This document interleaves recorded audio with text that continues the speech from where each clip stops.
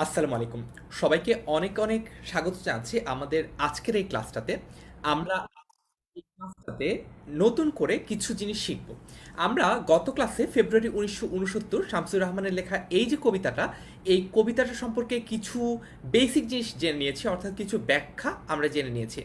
আজকের ক্লাসে আমরা মূলত আরেকটু অ্যাডভান্স লেভেলের পড়ালেখা করব, অর্থাৎ আজকের ক্লাসটিতে আমরা বিভিন্ন সময়ে যেই প্রশ্নগুলো এসেছে বিভিন্ন পরীক্ষায়, সেটা এইচএসসি পরীক্ষা হতে পারে, সেটা কলেজের কোনো কলেজের টেস্ট পরীক্ষাগুলো হতে পারে, আবার সেগুলো বিভিন্ন অ্যাডমিশন টেস্ট হতে পারে, অর্থাৎ বিভিন্ন জায়গা থেকে প্রশ্নগুলো আমরা কালেক্ট করেছি, সেই কোশ্চেনগুলো আমরা আজকের ক্লাসে সলভ করব।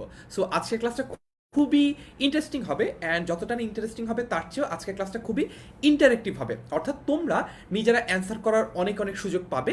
সো ইতিমধ্যে আমি দেখতে পাচ্ছি আমাদের সাথে অনেক বন্ধুরা জয়েন করেছো। আমি একটু আরেকবার দেখে নিই যে কারা কারা আমাদের সাথে জয়েন করেছো। ঠিক আছে, ওকে। আমাকে মনে হয় দেখতে পাওয়া যাচ্ছে না, আমি একটু নিজের চেহারাটা দেখানোর চেষ্টা করি। আ এই যে, ওকে, এখন সব ঠিকঠাক দেখতে পাওয়া যাচ্ছে। সবাই আসসালামু আলাইকুম বলছো। ওয়ালাইকুম আসসালাম। আমরা খুব বেশি কথা না বাড়িয়ে আমরা হচ্ছে পড়ালেখাটা শুরু করে দিই। আজকে আমরা ক্লাসের শুরুতেই বলে রাখি, আমরা প্রায় 100টা কোশ্চেন সলভ করব, প্রায় 100টা কোশ্চেন আজকে সলভ করবো। এবং মোটামুটি আজকের ক্লাসটার পরে যদি তোমরা ক্লাসটা মনোযোগ দিয়ে করো, তাহলে হচ্ছে তোমরা দেখবে যে তোমাদের অবজেক্টিভ এইখান থেকে যাই আসুক না কেন, তোমরা সেটা অ্যান্সার করতে পারবা। ঠিক আছে, আরেকটা জিনিস বলি, সেটা হচ্ছে যে আজকের ক্লাসে তোমরা দেখবে এই 100টা প্রশ্নের মধ্যে কিছু কিছু প্রশ্ন রিপিটেটিভ, তার মানে হচ্ছে কিছু কিছু প্রশ্ন একাধিকবার, এবং কিছু কিছু প্রশ্ন দুইবারেরও বেশি এসেছে, অর্থাৎ তিনবারও এসেছে। রিজনটা কি? রিজনটা হচ্ছে যখন আমরা বিভিন্ন অ্যাডমিশন টেস্ট কিংবা বিগত বছরের এইচএসসির বিভিন্ন বোর্ড থেকে প্রশ্নগুলো কালেক্ট করেছি, তখন সে যেই প্রশ্নগুলো একাধিকবার এসেছে সেগুলো কিন্তু আমাদের স্লাইডেও একাধিকবার আছে। সো এই জিনিসটা যখন তোমরা কোনো একটা প্রশ্ন একাধিকবার পাবা, তখন বুঝতে পারবা যে এই জিনিসটার আসলে ইম্পর্টেন্স বেশি। ঠিক আছে, সো আমরা এখন কথা না বাড়িয়ে পাঠ পরিচিতিটা প্রথমে দ্রুত পড়ে ফেলি।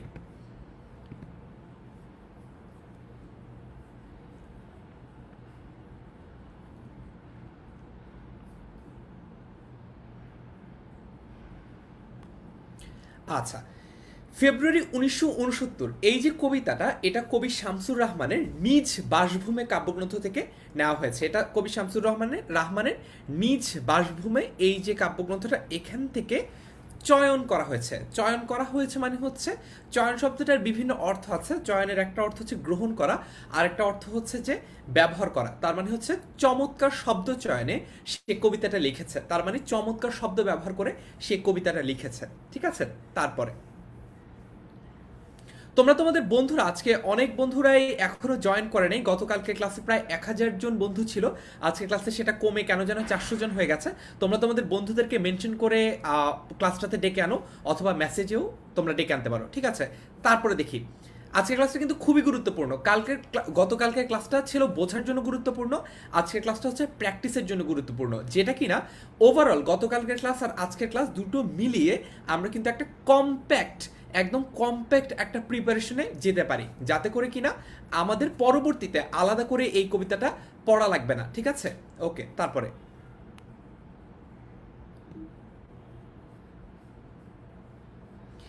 ফেব্রুয়ারি 1969, দেশপ্রেম, গণজাগরণ ও সংগ্রামী চেতনার কবিতা। তোমাদের অবজেক্টিভের জন্য একটা ট্রিক বলে রাখি,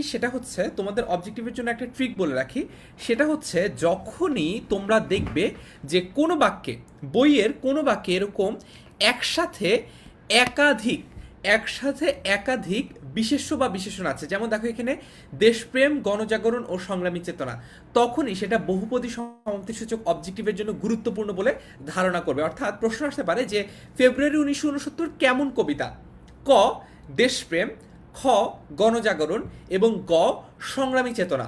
ঠিক আছে, তারপরে অপশন এতে দিল হচ্ছে ক, অপশন বিতে দিল খ, অপশন সিতে দিল ক ও খ, এবং অপশন ডিতে দিল ক, খ, গ। তখন অপশনগুলো দেখে তোমার কিন্তু এই উত্তরটা ফিক্সড করতে হবে। ঠিক আছে, আচ্ছা, তারপরে দেখি। ওকে, শরীফ বলছে আমি গতকাল পুরোটুকু পড়ে ফেলেছি, কংগ্রেচুলেশনস। আচ্ছা, তারপরে দেখি, এটা একটু মার্ক করে দিই তোমাদের জন্য। ঠিক আছে,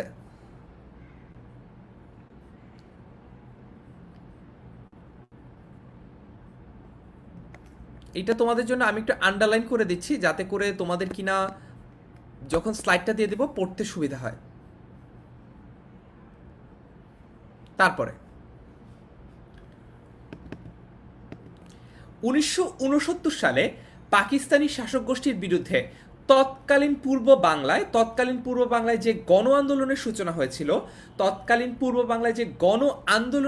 হয়েছিল, কবিতাটি সেই গণজাগরণের পটভূমিতে বা প্রেক্ষাপটেই কিন্তু বর্ণিত হয়েছে। তারপরে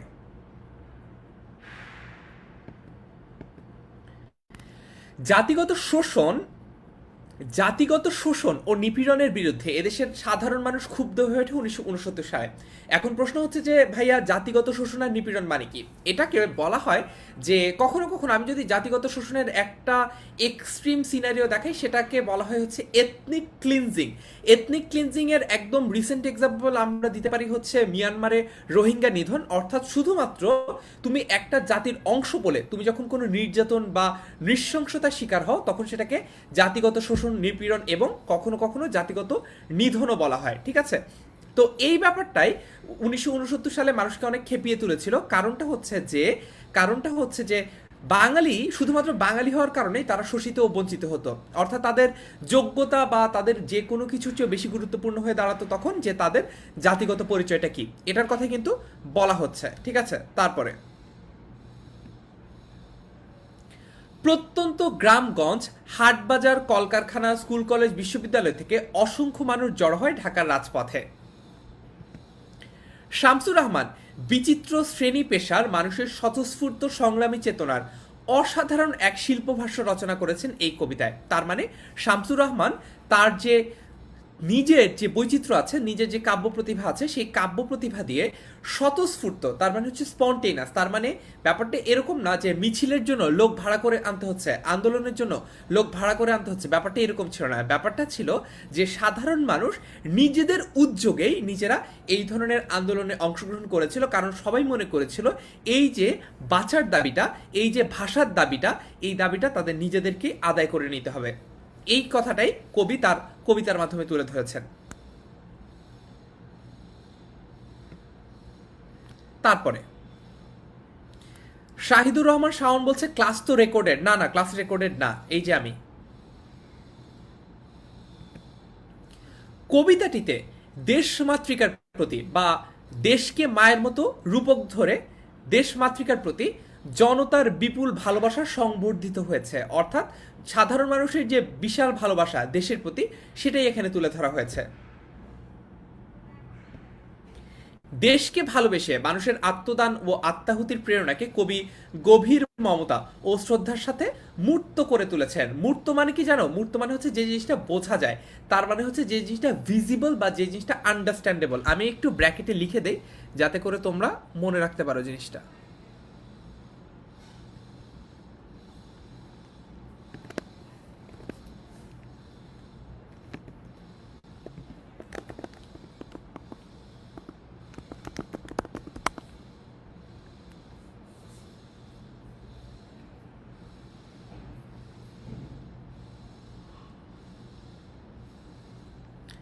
আচ্ছা, কবিতাটিতে 21-এর রক্তঝরা দিনগুলোতে স্বৈর শাসনের বিরুদ্ধে, ওই যে তৎকালীন পাকিস্তানিদের যে স্বৈর শাসন, সেটার বিরুদ্ধে এদেশের সংগ্রামী মানুষের আত্মাহুতির মাহাত্ম্যে প্রগাঢ়তা লাভ করেছে।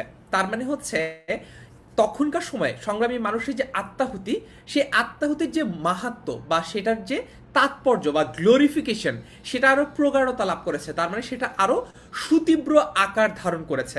ঠিক আছে, আচ্ছা, তানিষ্কা মুন্তাহা বলছে যে আত্মাহুতির প্রেরণা মানে কি? আত্মাহুতি মানে ব্যাপারটা হচ্ছে আত্মহত্যা। এখন আত্মহত্যা কি করেছে কেউ? ব্যাপারটা কি সুইসাইড করার মতো? অনেকটাই সুইসাইডাল ছিল। তার মানে হচ্ছে 1952 সালের ভাষা আন্দোলনে যখন তৎকালীন পাকিস্তানি হানাদার বাহিনী যখন হচ্ছে এই বাঙালিদের উপর নির্বিচারে গুলিবর্ষণ করে, সেটা কিন্তু এক ধরনের আত্মাহুতি। তার মানে সেটা কিন্তু এক ধরনের আত্মহত্যাই। এটাকে তোমরা যদি সুইসাইড, এই বইটা যদি পড়ো, একটা চমৎকার বই আছে, বইটার নাম হচ্ছে সুইসাইড। ওখানে একটা ক্যাটাগরি আছে সুইসাইডের, এটাকে বলা হচ্ছে আলট্রুইস্টিক সুইসাইড। আলট্রুইস্টিক সুইসাইড কি তোমরা একটু গুগলে সার্চ করলে দেখতে পারবে যে আলট্রুইস্টিক সুইসাইড হচ্ছে অনেকের স্বার্থের জন্য নিজের জীবন বিলিয়ে দেওয়া, অর্থাৎ এই যে যুদ্ধে যাওয়া অথবা এই যে আন্দোলন যাওয়া, ভাষা আন্দোলনে যাওয়া, এই ধরনের প্রতিবাদে যাওয়া, এখানে গিয়ে তুমি যদি জানো যে তোমার মৃত্যু হতে পারে, এবং এই ধরনের মৃত্যুকে তখন বলা হয় আলট্রুইস্টিক সুইসাইড। ঠিক আছে, অনেকের স্বার্থে, ব্যক্তি স্বার্থে নয় বরঞ্চ সামষ্টিক স্বার্থে তুমি যদি নিজের জীবনকে বিলিয়ে দাও তখন সেটাকে আলট্রুইস্টিক সুইসাইড বলে। তো এই যে সংগ্রামী মানুষের আত্মাহুতি এই কথাটা এখানে বলা হয়েছে। ঠিক আছে, আশা করি বুঝতে পেরেছ। তারপরে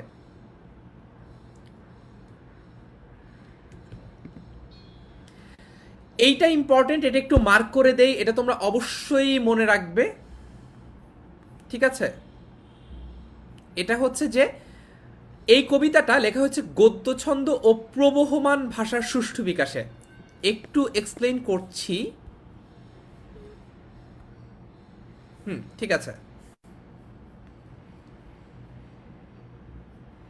প্রথম কথা হচ্ছে গদ্য ছন্দ। তার মানে তোমরা যদি কবিতাটা পড়ো দেখবা যে কবিতাটা অন্যান্য কবিতার মতো প্রত্যেকটা লাইনের শেষ শব্দ মিলে যাচ্ছে, অর্থাৎ একটা অন্তমিল আছে, ব্যাপারটা এরকম না সব সময়। ঠিক আছে, এটা হচ্ছে এক নম্বর।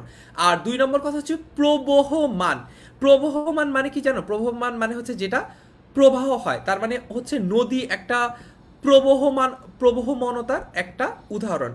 এই ক্ষেত্রে সবসময় মনে রাখবে শব্দটা প্রবাহমান না, শব্দটা প্রবাহমান না, শব্দটা হচ্ছে প্রবহমান। তার মানে প্রকৃষ্ট রূপে বহমান, যেটা প্রকৃষ্ট রূপে বহমান, যেটা বহমান মানে কি, যেটা বয়ে চলে, অর্থাৎ নদীর মতো যেটা বয়ে চলে। এই যে কবিতাটা রয়েছে ফেব্রুয়ারি 1969, এই কবিতাটা নদীর মতো বয়ে চলে বলে এটাকে বলা হচ্ছে প্রবহমান। তার মানে দেখো ব্যাপারটা কিন্তু এরকম না, যখন ছন্দ মেলে তখন ব্যাপারটা কিরকম হয়, একটা ছন্দ দুইটা ছন্দ, একটা ছন্দ দুইটা ছন্দ, এইভাবে করে করে মিলে মিলে কবিতাটা আগায়। কিন্তু এই ব্যাপারটা, এই কবিতাটা সেরকম না, এই কবিতাটা হচ্ছে একদম প্রবহমান। তার মানে একটা শব্দ সাথে আরেকটা শব্দ, একটা শব্দের উপর আরেকটা শব্দ ডিপেন্ডেন্ট না।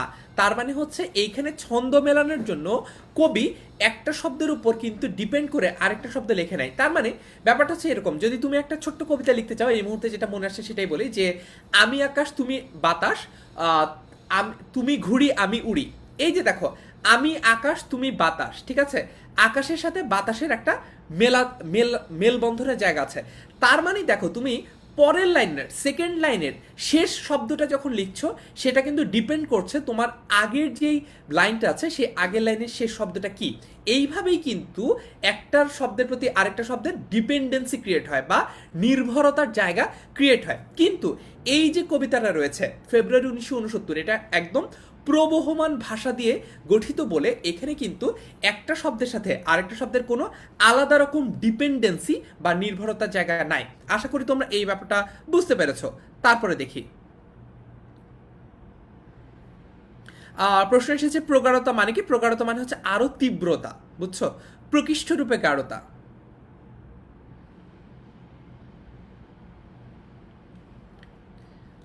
আচ্ছা, তো এখন প্রশ্ন থাকলে তোমরা লিখে জানাতে পারো, আমি পরের অংশে যাই। এখন আমরা আমাদের যে কোশ্চেন সলভিং সবচেয়ে ইম্পর্টেন্ট জায়গাটা সেখানে চলে এসেছি, এবং তোমরা একটু খাতা কলম নিয়ে বসো তো, তোমরা একটু খাতা কলম নিয়ে বসো তো, তোমরা একটু খাতা কলম নিয়ে বসে মার্ক করবা যে তুমি কয়টা থেকে কয়টা প্রশ্নের কারেক্ট অ্যান্সার দিতে পেরেছো। ঠিক আছে, সবাই রেডি? আচ্ছা, সবাই কি রেডি? সবাই একটু রেডি হও, কয়েকটা প্রশ্নের উত্তর আমি এর মধ্যে দিয়ে দেই। ঠিক আছে, আচ্ছা, আত্মাহুতি আবার বলেন, আশফি বলছে আত্মাহুতি মানে কি? আমি তোমাকে বলি, আত্মাহুতির একদম যদি বেসিকভাবে বলি সেটা হচ্ছে আত্মহত্যা বা হচ্ছে সুইসাইড করা। এখন তুমি যদি একটা আন্দোলনে যাও বা তুমি যদি একটা এই ধরনের কোনো যুদ্ধে যাও যেখানে তোমার আত্মহত্যাটা অন্যদের অনেকের স্বার্থ রক্ষা করতে পারে, তার মানে ব্যাপারটা এরকম যে 1952 সালে যে ভাষা আন্দোলন হয়েছে সেখানে কিছু মানুষ তাদের জীবন বিলিয়ে দিয়েছেন বলেই কিন্তু আমরা পরবর্তীতে ভাষার যে দাবিটা সেই দাবিটা পূরণ করতে পেরেছি। অর্থাৎ এই কারণে এটাকে বলা হয় আলট্রুইস্টিক সুইসাইড, যেটা আমার সুইসাইডটা, আমার আত্মহত্যাটা অনেকের স্বার্থ রক্ষা করে। এখন প্রশ্ন হতে পারে, ভাইয়া এটাকে আত্মহত্যা বলা হচ্ছে কেন? তারা তো নিজেদেরকে নিজে হত্যা করে নেই, কিন্তু এটাকে আত্মহত্যা বলা হয় এই কারণে, কারণ যখন 144 ধারা ভঙ্গ করা হয়, 144 ধারা মানে কিন্তু হচ্ছে কারফিউ, অর্থাৎ দেখা মাত্রই গুলি করার একটা নির্দেশ কিন্তু তখন যেই আইন শৃঙ্খলা যে রক্ষা করার জন্য যে নিয়োজিত বাহিনী তাদের কাছে থাকে, অর্থাৎ তারা চাইলে কিন্তু 144 ধারা ভঙ্গ করলে কাউকে গুলিও করতে পারে, যদিও সেটা খুব এক্সট্রিম সিনারিও এবং যেটা সচরাচর করে না। যেটা কিনা আমরা 52 দিনগুলোতে বঙ্গবন্ধু শেখ মুজিবুর রহমানের বলা জবানিতে দেখি যে নুরুল আমিন সাহেব কেন এই ধরনের একটা ডিসিশন দিলেন যে দেখা মাত্রই গুলি করার একটা অর্ডার কেন পাশ করা হলো। এই ধরনের পলিটিক্যাল ডিসিশন নিয়েও আমরা 52 দিনগুলো যখন পড়বো তখন দেখব। কিন্তু এই ক্ষেত্রে আত্মহত্যাটা হচ্ছে এইরকম যে আমি জানি যে এই কাজটা করলে আমাকে মরতে হবে, ভাষা আন্দোলনে গেলে আমাকে মরতে হবে, এটা জেনেই কিন্তু মানুষ গেছে, এই কারণে এটাকে আত্মাহুতি বলছে। ঠিক আছে, তারপরে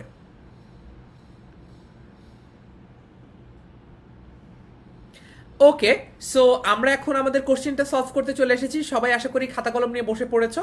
এখন যে প্রশ্নগুলো আমরা সলভ করব সেই প্রশ্নগুলো, কিছু প্রশ্ন হচ্ছে এইচএসসিতে বিগত বছরে বিভিন্ন বোর্ডে এসেছে, কিছু প্রশ্ন হচ্ছে কোশ্চেনগুলোর সাথে রিলেটেড। তার মানে দেখো, যদি এমন হয় যে এইচএসসিতে যদি কোনো বছর প্রশ্ন আসে যে ফেব্রুয়ারি 1969 কবিতাটিতে কতটি ফুলের নাম আছে, ফর এক্সাম্পল, এটা যদি এইচএসসিতে আসে কোনো বছর, অবভিয়াসলি এটার কাউন্টার পার্ট যেটা, মনে করো যে ফেব্রুয়ারি 1969 কবিতাটিতে কতজন শহীদের নাম মেনশন করা আছে, কতজন শহীদের নাম উল্লেখ করা আছে, সেটা কিন্তু সম্ভাব্য প্রশ্ন হয়ে দাঁড়ায়। বুঝছো ব্যাপারটা? তার মানে যখন এইচএসসিতে কোনো একটা প্রশ্ন আসে সেটার সাথে রিলেটেড বা সেটার সাথে কাউন্টার রিলেটিভ আরেকটা প্রশ্ন কিন্তু তখন সম্ভাব্য প্রশ্নের তালিকায় অলরেডি চলে আসে। তার মানে যদি প্রশ্ন আসে যে কয়টা ফুলের নাম উল্লেখ আছে, এটা যদি এইচএসসিতে কোনো বছর এসে থাকে, পরের বছরগুলোর জন্য তোমাকে ওই কয়টা ফুলের নাম আছে এটার যেমন প্রিপারেশন নিতে হবে, তোমাকে প্রিপারেশন নিতে হবে কতজন শহীদের নাম উল্লেখ করা আছে সেটাও। আশা করি ব্যাপারটা ক্লিয়ার করতে পেরেছি।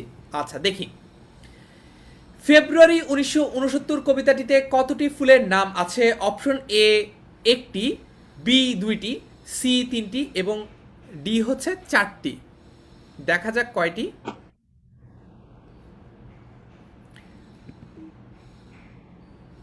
এবং সঠিক উত্তর হচ্ছে উত্তর ক, একটি। তোমরা যারা তোমরা যারা ক লিখেছ তোমাদের সবার উত্তর সঠিক হয়েছে। আচ্ছা ওকে, তারপর দেখি,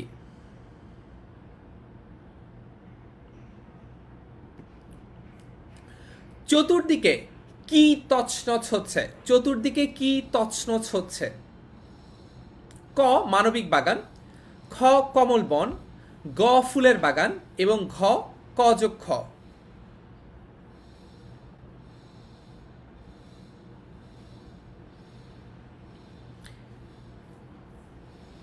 হ্যাঁ, এখন 12-র উত্তরটা লিখে জানাও, চতুর্দিকে কি তছনছ হচ্ছে।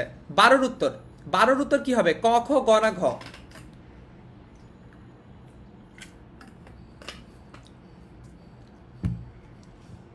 আচ্ছা, অনেকেই লিখে জানাচ্ছ। আমি একটু তোমরা লিখতে লিখতে তোমাদের কয়েকজনের নাম কি পড়বো, তোমরা যদি চাও কমেন্টে তোমাদের নামগুলো আমি পড়তে পারি যারা উত্তর দিচ্ছ। সঠিক উত্তর কোনটা সেটা আমি যখন বলে দিব তারপর তোমরা দেখতে পারবে, মিলিয়ে নিতে পারবে। সঠিক উত্তর আগেই বলবো না, তাহলে হচ্ছে অনেকে যারা কনফিউজ থাকবে তারা আবার ওই উত্তরটাই দিয়ে দিবে। আচ্ছা দেখি,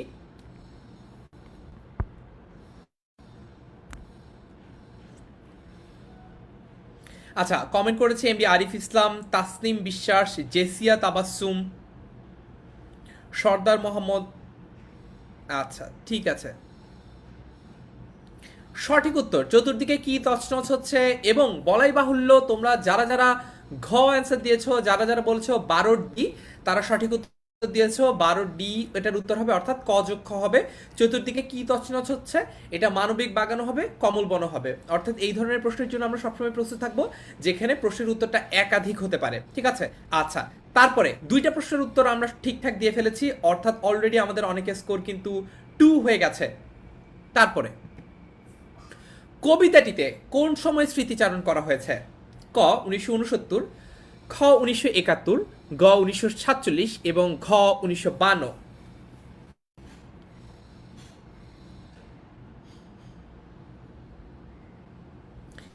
এখন 13 নম্বর প্রশ্ন। এমডি তারেক আল আশিক বলছে, ভাই আমার কমেন্ট কেন পড়েন না? কমেন্ট পড়লে কি হবে আমি তো এটাই বুঝি না। তোমরা যদি ঠিক অ্যান্সার দিতে পারো, তাহলে তোমরা যদি পরীক্ষায় ভালো করতে পারো, সেটা আমার জন্য একটা অ্যাচিভমেন্ট, সেটা তোমাদের জন্য একটা অ্যাচিভমেন্ট। কিন্তু কমেন্ট পড়লে কি হবে, কমেন্টে তোমার নাম পড়লে কি লাভ হবে? মানে তোমরা যদি দেখাতে পারো বা আমাকে বোঝাতে পারো যে তোমার কমেন্ট পড়লে বা তোমার নাম পড়লে তোমার কোনো বৈষয়িক বা অবৈষয়িক, তোমার কোনো স্থাবর বা অস্থাবর লাভ আছে, তাহলে আমি অবশ্যই সেটা করতে পারি, কোনো সমস্যা নেই। আচ্ছা, তো সবাই এটা সঠিক উত্তর দিচ্ছ অলরেডি। এটা খুবই সহজ প্রশ্ন, এটা আশা করি সবাই পারবা। এটা হচ্ছে ক 1969-এর। আচ্ছা না, একটা একটা কনফিউশন আছে, একটু ক্লিয়ার করি, একটু ক্লিয়ার করি। এইখানে প্রশ্ন কিন্তু একটু ট্রিকি কোশ্চেন ছিল, এই কারণে আমি ভুল করেছি। তোমাদের ভুল করা তো আরো স্বাভাবিক, এবং তোমরা আমাকে অনেকে ইনফ্লুয়েন্স করেছো। দেখো, কবিতাটিতে কোন সময় স্মৃতিচারণ করা হয়েছে? কবিতাটাতে কিন্তু 1969-এ স্মৃতিচারণ করা হয়নি। 1969 কিন্তু তখন প্রেজেন্ট টাইম, অর্থাৎ 1969 কিন্তু তখন বর্তমান সময়, যখন কবিতাটা লেখা হচ্ছে বা যে প্রেক্ষাপটে লেখা হচ্ছে। দেখবা যে 1969-এর আন্দোলনকে বর্তমান ধরে নিয়ে কিন্তু কবিতাটা লেখা হচ্ছে। এই কারণেই যে স্মৃতিচারণটা করা হচ্ছে সেটা কিন্তু বেসিক্যালি 1952 সালের। ঠিক আছে, বুঝতে পেরেছো? আচ্ছা, 13-র ঘ হবে উত্তর। দেখি কারা কারা 13-র ঘ লিখেছো, দেখি তো 13-র 4 কারা কারা লিখেছো। ইশরাত জাহান মিম কেন যেন 13-র এস বলছে। তানিষ্কা মুনতাহা উত্তর পেরেছে। সামি বলছে 52। এমডি আবু জাফর বলছে 13 ডি। ঠিক আছে, আলহামদুলিল্লাহ, ঠিক আছে। এইটা কিন্তু একটা ট্রিকি কোশ্চেন, এটা আমরা মাথায় রাখবো। হ্যাঁ, আমরা এইটা একটু তোমাদের জন্য আমি একটু আন্ডারলাইন করে দিই, হ্যাঁ, যাতে হচ্ছে তোমরা এই ট্রিকি কোশ্চেনটা আলাদা করে মনে রাখতে পারো। আচ্ছা, তারপরে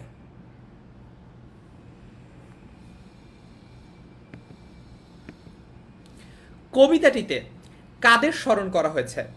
14 নম্বর প্রশ্ন, কবিতাটিতে কাদের স্মরণ করা হয়েছে? ক ব্রিটিশ বিরোধীদের, খ ভাষা শহীদদের, গ মুক্তিযোদ্ধাদের এবং ঘ রাজাকারদের। ক খ গ ঘ, দেখি কোনটা উত্তর হবে। 14 নম্বর, কবিতাটিতে কাদের স্মরণ করা হয়েছে? উত্তর দাও তো দেখি।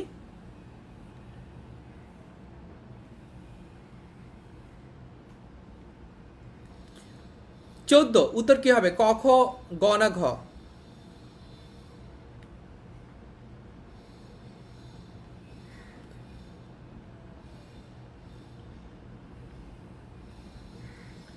ওকে, অনেকেই সঠিক উত্তর দিচ্ছ।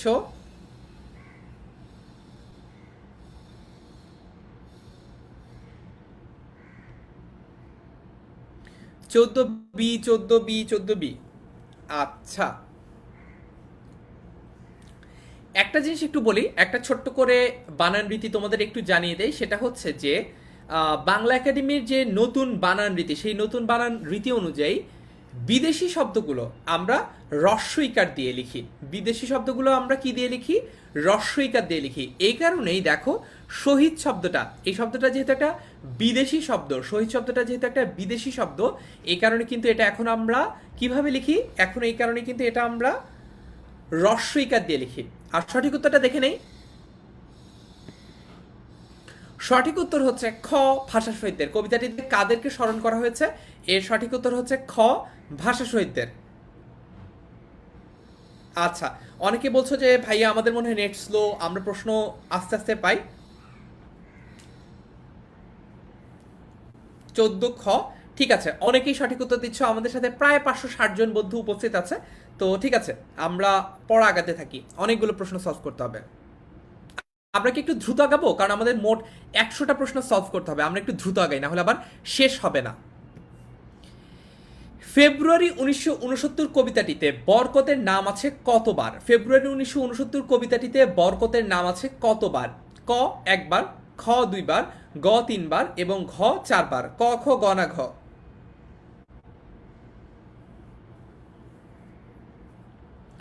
শাহিদুর রহমান শাওন বলছে যারা আগে উত্তর দেয় তাদের নামই পড়তে। ঠিক আছে। শাহরিয়ার সিফাত বলছে সবার আগে 15 খ দুইবার। সিফাত প্রশ্ন ফাঁস করে উত্তর দিচ্ছে।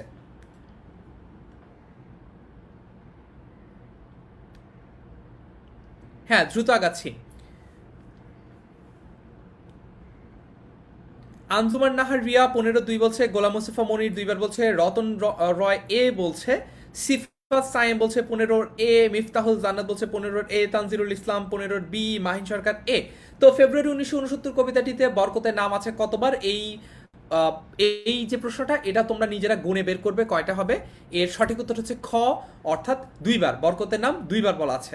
ঠিক আছে, তারপরে একটু ফাস্ট আগাই, হ্যাঁ, অনেকগুলো প্রশ্ন সলভ করতে হবে। তো 16 নম্বর প্রশ্নে আছি, প্রশ্ন আরও প্রায় 84টা প্রশ্ন বাকি আছে। কে শূন্যে ফ্ল্যাগ তোলে? ক রফিক, খ জব্বার, গ শফিউর, আর ঘ সালাম। ক খ গ না ঘ? এর সঠিক উত্তরটা তোমরা দিয়ে দাও।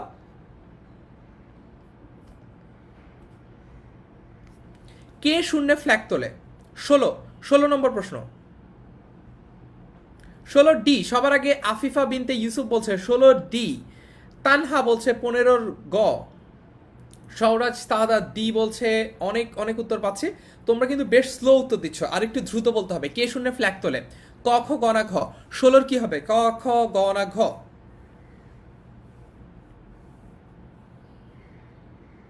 অনেকেই উত্তর দিচ্ছ। এটা তো অনেক সহজ একটা প্রশ্ন, এটার উত্তর কেন যেন তোমরা ভুল দিচ্ছ, এটা আমি ঠিক বুঝতে পারছি না। ক খ গ না ঘ? আচ্ছা, সো অনেকগুলো কখ গঘর মধ্যে অনেকগুলো উত্তর পেয়েছি। 16 ডি, দেখা যাক সঠিক উত্তর কোনটা। সঠিক উত্তর হচ্ছে 16 4। কে শূন্য ফ্ল্যাগ তোলে? সালাম শূন্য ফ্ল্যাগ তোলে। সালামের কথা অনেকবার বলা হয়েছে কবিতাটিতে, সালাম শূন্য ফ্ল্যাগ তোলে। তারপরে তোমরা কিন্তু স্কোর কাউন্ট রাখবা নিজেদের, যে কে কত পেয়েছো, তোমরা স্কোর কাউন্ট রাখবা নিজেদের, যে কে কত পেয়েছো। ঠিক আছে, কে কত পেয়েছো এটা কিন্তু গুণে রাখবা, এবং পরবর্তীতে ক্লাসের শেষ পর্যায়ে আমরা কমেন্টে আবার লিখে জানবো যে কে কত পেলাম। তারপরে কে গাঢ় উচ্চারণে বলে? ক সালাম, খ বরকত, গ রফিক, ঘ জব্বার।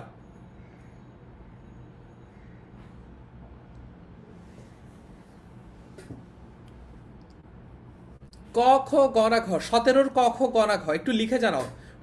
এই যে সবাই সালাম সালাম সালাম লিখছো, সেটার জন্য ধন্যবাদ, কিন্তু সমস্যা হচ্ছে যে এটা কোন প্রশ্নের উত্তরে সালাম বলছো সেটা তো আমি বুঝছি না। লিখো যে 17-র কত, 17-র ক, খ না গ না ঘ?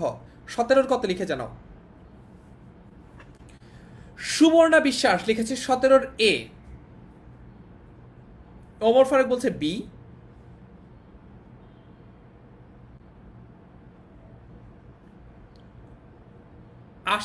আশিক বলছে বরকত গাঢ় উচ্চারণে বলে। অলিউর রহমান বিপুল বলছে কমেন্টস বাড়ানোর ধান্দা। যদি ফেসবুক পেইড মার্কেটিংয়ে কমেন্ট বেশি আসার কারণে কোনো ডলার বা টাকা পয়সা দেয়, এটার প্রসিজার যদি তুমি জানো অলিউর রহমান বিপুল, আমাকে একটু জানিও, আমিও এই জিনিসটা ইমপ্লিমেন্ট করে দেখি। কারণ যেহেতু তোমরা অনেক কমেন্টস করো, যদি কমেন্ট থেকে টাকা পয়সা পাওয়া যায় আমাকে জানিও, তাহলে হচ্ছে তোমাদের পড়ানো বাদ দিয়ে কমেন্টের একটা ব্যবসা শুরু করে দিব।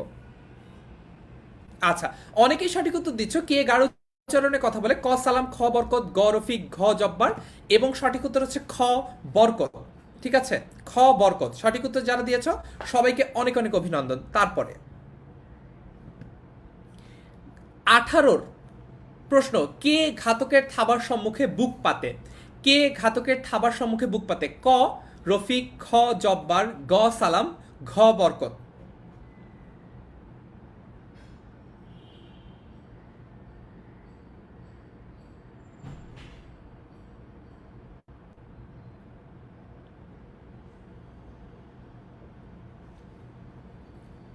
18-র ইমরান ইফাত সবার আগে বলছে যে 18-র সি। SH সাজ্জাদ শ্রাবণ জিজ্ঞেস করেছে রেকর্ডেড ক্লাস কিনা। না, রেকর্ডেড ক্লাসে কি আর তোমার এই কমেন্ট পড়তে পারতাম?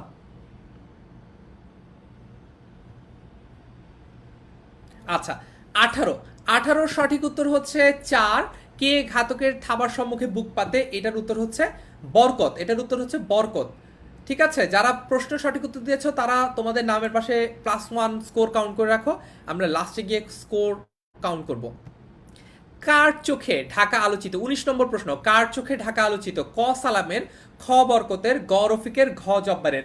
আগেই বলেছি আজকের ক্লাসটার পরে এই জায়গা থেকে নতুন কোনো অবজেক্টিভ বের করা তোমাদের জন্য খুবই টাফ হবে। অর্থাৎ এই যে ক্লাসটা এটা করলে বা এই কোশ্চেনগুলো সলভ করলে তোমরা মোটামুটি বুঝে ফেলবে যে এই জায়গা থেকে, এই কবিতাটা থেকে কি কি প্রশ্ন আসতে পারে।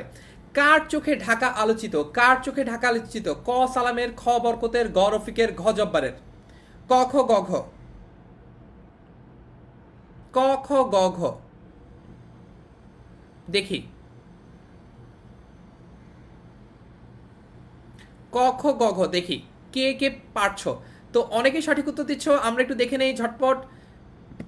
সঠিক উত্তর হচ্ছে ক, সালামের চোখে ঢাকা আলোচিত। সালামের চোখে ঢাকা আলোচিত, অনেকেই 19 সঠিক আনসার দিতে পেরেছ। তারপরে 20 নম্বর প্রশ্ন, কবিতাটিতে কোন কোন সালের সাথে যোগসূত্র স্থাপন করা হয়েছে? কোন কোন সালের সাথে, কোন কোন সালের মধ্যে যোগসূত্র স্থাপন করা হয়েছে?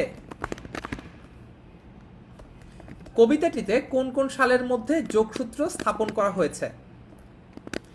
একটা জিনিস তোমাদেরকে একটু বলে দেই, স্লাইড পড়ানোর সময় আমার যদি চোখে কোনো ভুল ধরা পড়ে আমি সাথে সাথে সেই স্লাইডটা এডিট করে দেওয়ার চেষ্টা করি, যাতে করে তোমরা যখন এই লেকচার শিটগুলো হাতে পাবে, যখন যাতে তোমরা সবকিছু ঠিকঠাক মতো হাতে পাও। এই কারণে স্লাইডগুলো তোমাদেরকে আগে দিয়ে দেই না, যাতে করে আমি অনেকবার চেক করা হয়, অবশ্যই বিভিন্ন ধাপে ধাপে আমরা চেক করি, কিন্তু তারপরেও পড়ানোর সময় দেখা যায় যে প্রতিবারই কিছু না কিছু ছোটখাটো ভুল ধরা পড়ছে, ওই জিনিসগুলো আমি একটু সলভ করে দেওয়ার চেষ্টা করি, ঠিক আছে?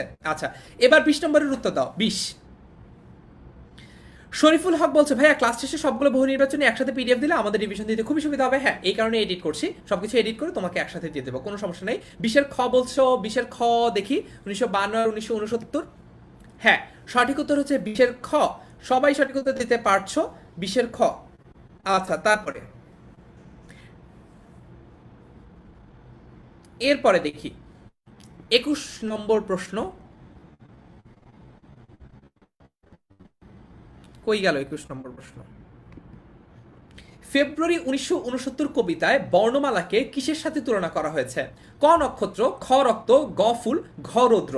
এইটার উত্তর তোমরা দাও, আমি একটু এটার ব্যাপারে বলিনি, এই প্রশ্নটার ব্যাপারে। এই প্রশ্নটা খুবই গুরুত্বপূর্ণ একটা প্রশ্ন, এই প্রশ্নটা খুবই গুরুত্বপূর্ণ একটা প্রশ্ন, কারণ এই প্রশ্নটা থেকে অনেকবার বিভিন্ন সালে প্রশ্ন এসেছে এইচএসসিতে, অনেকবার বিভিন্ন অ্যাডমিশন টেস্টের প্রশ্ন এসেছে। এই প্রশ্নটা বারবার, আজকে স্লাইডেও দেখবা যে এই প্রশ্নটা কয়েকবার এসেছে, একাধিকবার এসেছে, কারণ এটা বিগত বছরে অনেকবার এসেছে, ঠিক আছে?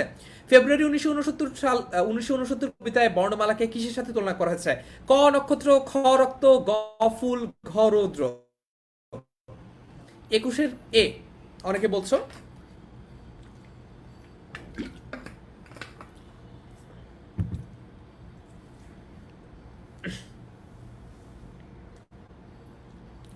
আচ্ছা, 21-এর সঠিক উত্তর হচ্ছে উত্তর ক, নক্ষত্র। ফেব্রুয়ারি 1969 কবিতায় বর্ণমালাকে নক্ষত্রের সাথে তুলনা করা হয়েছে। খুবই ইম্পর্টেন্ট একটা কোশ্চেন, আমি একটু তোমাদের জন্য আন্ডারলাইন করে দেই যাতে তোমরা পড়ার সময় এটা আলাদা করে মনে থাকে। আচ্ছা, এই যে দিলাম। তারপর 22 নম্বর, আবার ফুটেছে দেখো কৃষ্ণচূড়া থরে থরে শহরের পথে, চরণটি আমাদের জাতীয় জীবনের কোন দিকটি তুলে ধরে? আবার ফুটেছে দেখো কৃষ্ণচূড়া থরে থরে, চরণটি আমাদের জাতীয় জীবনের কোন দিকটি তুলে ধরে? বলো তো এটা কি হবে? ক খ গ না ঘ? ক গণ আন্দোলন, খ ভাষা আন্দোলন, গ স্বাধীনতা আন্দোলন এবং ঘ স্বদেশী আন্দোলন। 22 নম্বর, 22 নম্বর, গোলাম মুস্তফা মনি সবার আগে উত্তর দিচ্ছে 22-এর খ।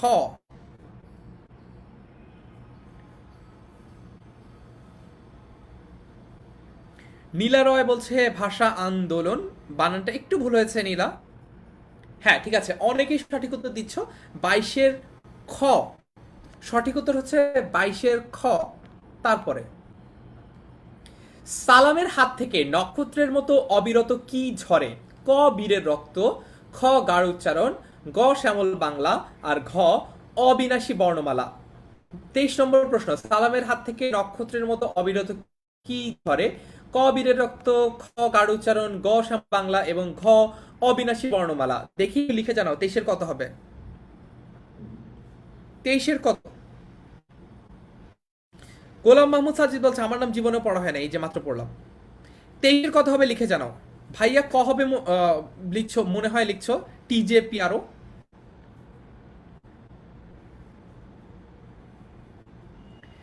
23, 23-এর সঠিক উত্তর অনেকেই অনেক কিছু লিখছো, দেখা যাক কোনটা হয়। এবং 23-এর সঠিক উত্তর হচ্ছে ঘ অবিনাশী বর্ণমালা। 23-এর সঠিক উত্তর হচ্ছে ঘ অবিনাশী বর্ণমালা। তারপরে 24, আজ আলোচিত কোন স্থান? ফেব্রুয়ারি 1969 কবিতা মতে আজ আলোচিত কোন স্থান? ক কলকাতা, খ খ ঢাকা, গ বাংলাদেশ, ঘ লাহোর। ঝটপট লেখা জানাও একটু দ্রুত, যাতে আমরা দ্রুত সামনে আগাতে পারি। আজ আলোচিত কোন স্থান? 24। আজ আলোচিত কোন স্থান? ক খ গ ঘ। কলকাতা, ঢাকা, বাংলাদেশ, লাহোর। কলকাতা, ঢাকা, বাংলাদেশ, লাহোর কি হবে? 24। 24-এর এ, বি, সি না ডি? গোলাম মোস্তফা মনির আবারও সবার আগে সঠিক উত্তর দিয়েছে। আমার কাছে মনে হয় গোলাম মোস্তফা মনিরের ইন্টারনেট সবচেয়ে ফাস্ট, সে সবার আগে আবারও সঠিক উত্তর দিয়েছে 24 ঢাকা।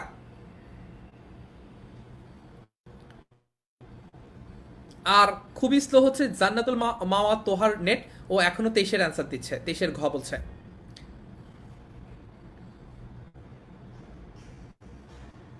আচ্ছা, আজ আলোচিত কোন স্থান? সঠিক উত্তর হচ্ছে খ ঢাকা। তারপরে আরো ফার্স্ট যাই, হ্যাঁ যেহেতু তোমরা চাচ্ছ আরেকটু ফার্স্ট যাই। শামসুর রহমান কোন স্কুল থেকে প্রবেশিকা পরীক্ষায় উত্তীর্ণ হয়? ক প্রিপারেটরি স্কুল, খ সেন্ট গ্রেগরি স্কুল, গ সেন্ট জোসেফ স্কুল এবং ঘ পোগোজ স্কুল। সেন্ট জোসেফের বানানটা একটু ঠিক করে দেই, এটা কি? সঠিক উত্তর হচ্ছে ঘ। সঠিক উত্তর হচ্ছে ঘ।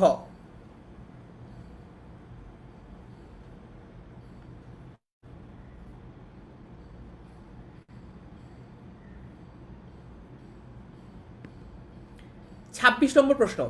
শামসুর রহমান কোন বিশ্ববিদ্যালয় থেকে বিএ পাশ করেন? ক ঢাকা বিশ্ববিদ্যালয়, খ জাহাঙ্গীরনগর বিশ্ববিদ্যালয়, গ চট্টগ্রাম বিশ্ববিদ্যালয় এবং ঘ রাজশাহী বিশ্ববিদ্যালয়।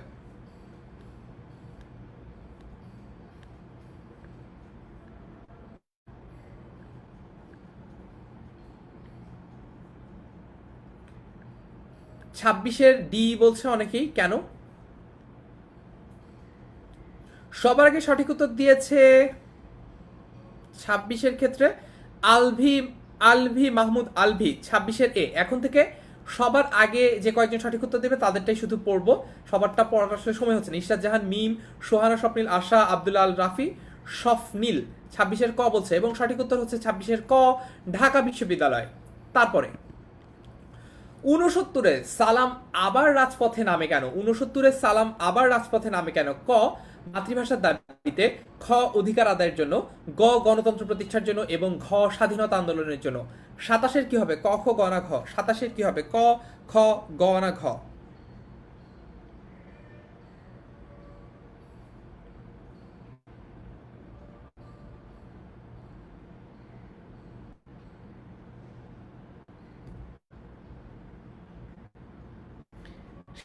সাতাশ সঠিক উত্তর অনেকেই লিখে জানাচ্ছ, 27 বি সি অনেক কিছু লিখছো। এবং 27-এর সঠিক উত্তর হচ্ছে, দেখো 27 নাম্বারটাও ইম্পর্টেন্ট, একটু বুঝাই। হ্যাঁ, কেন অধিকার আদায়ের জন্য, কেন গণতন্ত্র প্রতিষ্ঠার জন্য না?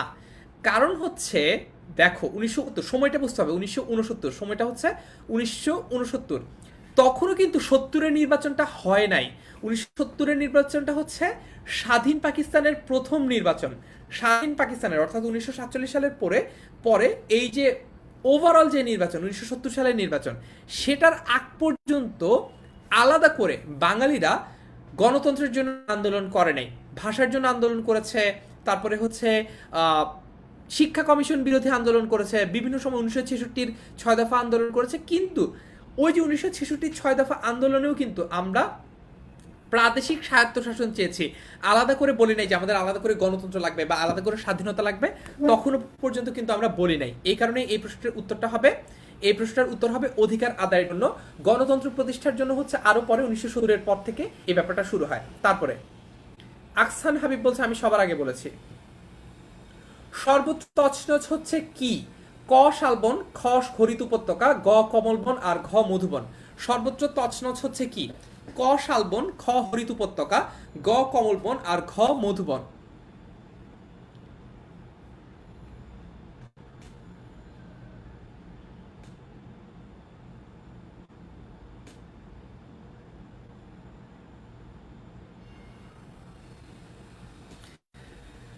আটাশ, আটাশের সঠিক উত্তর অনেকেই দিচ্ছ। আটাশ ঠিক আছে। আটাশের সঠিক উত্তর হচ্ছে ফর অবভিয়াস রিজন সেটা কমলবন হবে। সর্বোচ্চ তছনছ হচ্ছে কমলবন। আর সাথে যদি মধুবন না থেকে আরেকটা বন থাকতো যেটা নাম তোমরা আমাকে কমেন্টে লিখে জানাও, তাহলে ওইটাও কিন্তু হতো, তখন গ যোগ ঘ হতো। ঠিক আছে। তারপরে ফেব্রুয়ারি 1969 কবিতায় সারা দেশ কাদের অশুভ আস্তানা? ক দালালের, খ শোষকের, গ পুলিশের, ঘ ঘাতকের। ক খ গ ঘ কোনটা হবে? 29 কোনটা হবে? ঝটপট লিখে জানাও, দ্রুত, আমরা দ্রুত আগাতে চাই, দ্রুত লিখে জানাও। ফেব্রুয়ারি 1969 কবিতায় সারা দেশ কাদের অশুভ আস্তানা? ক দালালের, খ শোষকের, গ পুলিশের, আর ঘ ঘাতকের। 29। সবার আগে উত্তর দিয়েছে শাহিনুর শ্যামলী, বলছে 29 ডি।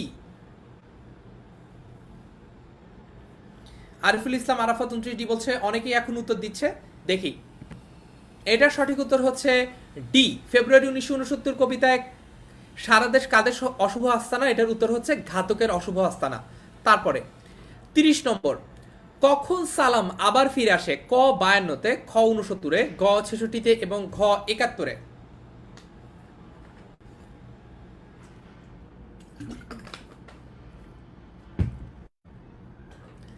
30 নম্বর কি হবে? ঝটপট লিখে জানো। 30 ক খ গ ঘ কি হবে?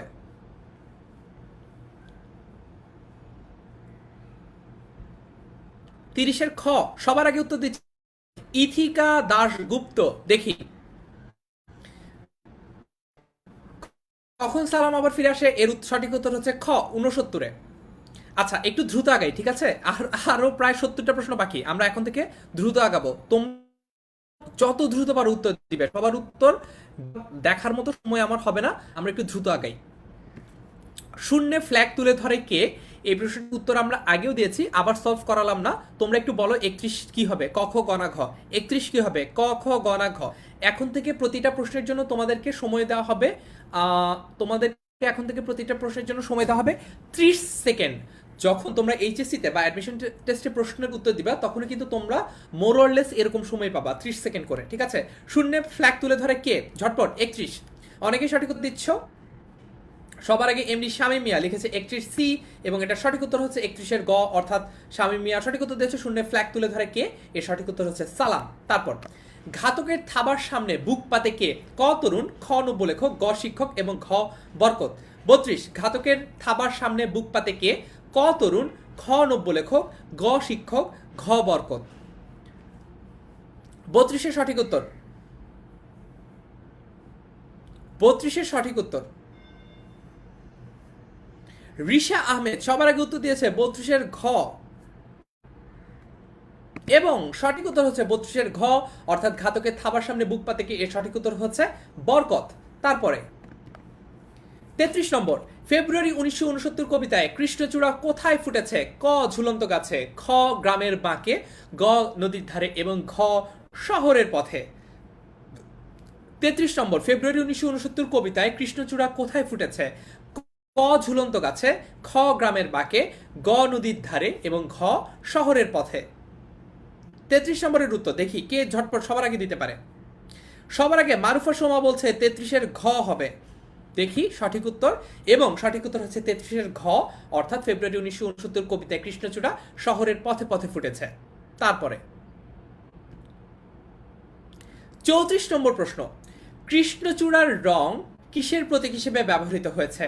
ক 21-এর চেতনা, খ স্বাধীনতার চেতনা, গ 69-এর গণ অভ্যুত্থান এবং ঘ 66 6 দফার চেতনা। 34 নম্বর প্রশ্ন, দেখি সবার আগে কে সঠিক উত্তর দিতে পারে।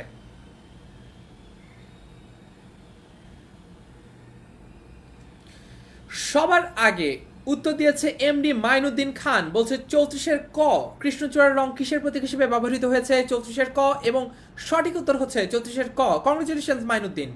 তারপরে এখন থেকে শুধুমাত্র প্রথম যে সঠিক অ্যান্সারটা দিতে পারবে তারটাই পড়বো, ঠিক আছে? That should be the competition. সবার নাম পড়লে তো আসলে কোনো সিগনিফিকেন্স থাকে না। দেখি ঝটপট কারা কারা উত্তর দিতে পারো। 35 ফেব্রুয়ারি 1969 কবিতায় কোন শ্রেণীকে প্রতিবাদের হাতিয়ার হিসেবে দেখানো হয়েছে? ক রাজনৈতিক নেতা, খ পুলিশ বাহিনী, গ আমজনতা এবং ঘ হচ্ছে কারখানা শ্রমিক।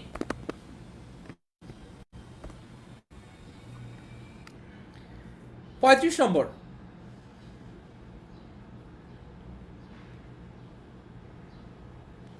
কামরুন নাহার বলছে 35 সি, এবং সঠিক উত্তর হচ্ছে 35-এর গ, অর্থাৎ হচ্ছে সি কংগ্রেচুলেশন। ফেব্রুয়ারি 1969 কবিতায় কোন শ্রেণীকে প্রতিবাদের হাতিয়ার হিসেবে দেখানো হয়েছে? এর উত্তর হচ্ছে আম জনতা। তারপরে ঘাতকের থাবার সামনে বুক পাতে কে? ক তরুণ, খ নব্য লেখক, গ শিক্ষক, ঘ বরকত। আগে এটার উত্তর দিয়েছি, আবারও বলি। 36-এর সঠিক উত্তর হবে 36-এর ঘ, অর্থাৎ সঠিক উত্তর বরকত। তারপরে এ রঙের বিপরীতে আছে অন্য রং। এখানে অন্য রং দ্বারা কোন রংকে ইঙ্গিত করা হচ্ছে? ক লাল, খ সাদা, গ কালো অথবা জলপাই, আর ঘ হলুদ। 37 নম্বর। 37 এ রঙের বিপরীতে আছে অন্য রং। এখানে অন্য রং দ্বারা কোন রংকে ইঙ্গিত করা হয়েছে?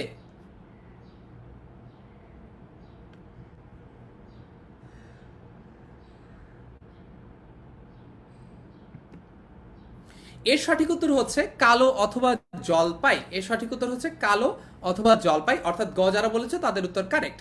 তারপর 38 শহরের পথে থরে থরে নিবিড় হয়ে কি ফুটেছে? ক জবা ফুল, খ শিমুল ফুল, গ কৃষ্ণচূড়া ফুল এবং ঘ পলাশ ফুল। ক খ গ না ঘ, কি হবে? 38 নম্বর।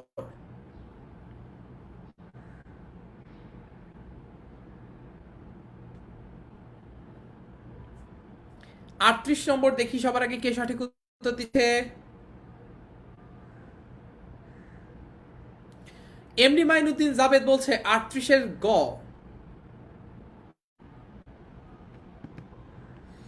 38-এর গ হচ্ছে কৃষ্ণচূড়া ফুল, সঠিক উত্তর। তারপরে 39, এটা আশা করি সবাই পারি। শামসুর রহমানের জন্মসাল কত? 1927, 28, 29 নাকি 31? 39-এর কত হবে? 39-এর কত হবে? এগুলোও কিন্তু বিগত বছরের প্রশ্ন।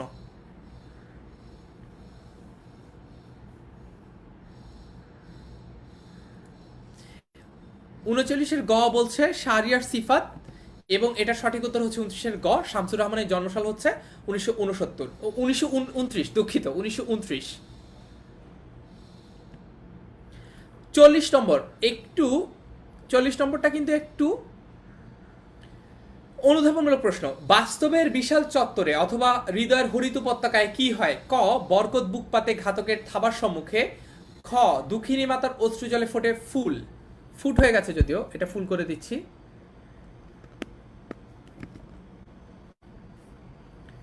গ শিহরিত ক্ষণে ক্ষণে আনন্দের রৌদ্রে আর দুঃখের ছায়ায়, ঘ কেউ বা ভীষণ যদি দারুণ বিপ্লবে ফেটে পড়ে। কি হবে? 40। 40-এর কত হবে?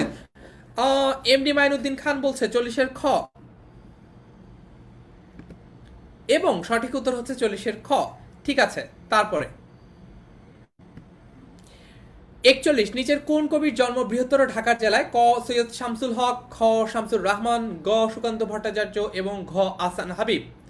41 নম্বর প্রশ্ন। 41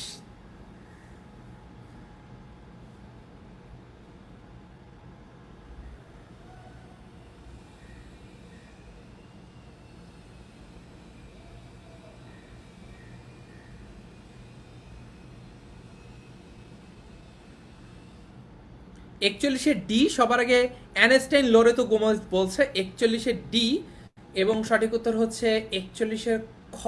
ভুল হয়েছে, লোরেতো গোমেজের উত্তর 41-এর বি হবে শামসুর রহমান। তারপরে 42 সেই ফুল আমাদেরই প্রাণ। ফেব্রুয়ারি 1969 কবিতায় ফুল বলতে কি বোঝানো হয়েছে? ক কৃষ্ণচূড়া ফুল, খ বাংলা ভাষা, গ মনুষ্যত্ব, আর ঘ পদ্মবন।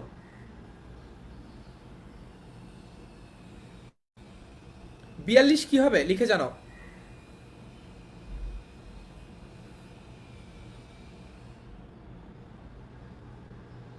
42 কি হবে লিখে জানাও ঝটপট। 42-এর ক। লোকনাথ বণিক বলছে 42-এর ক কৃষ্ণচূড়া ফুল।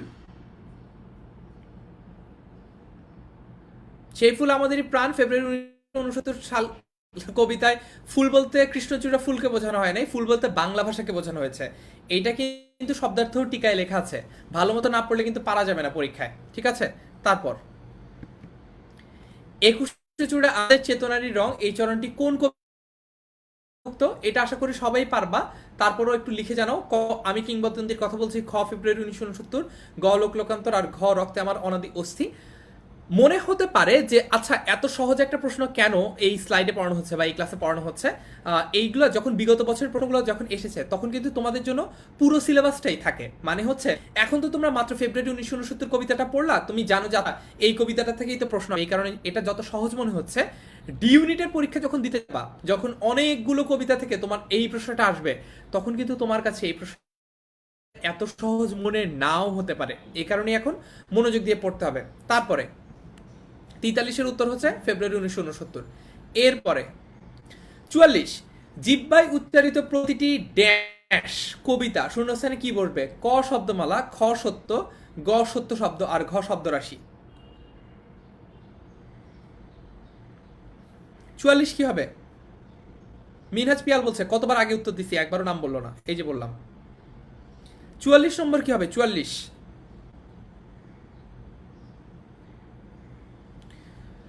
সবার আগে মাইনুদ্দিন খান বলছে 44-এর ক, আশিকুন্ন রাশিক 44-এর ক।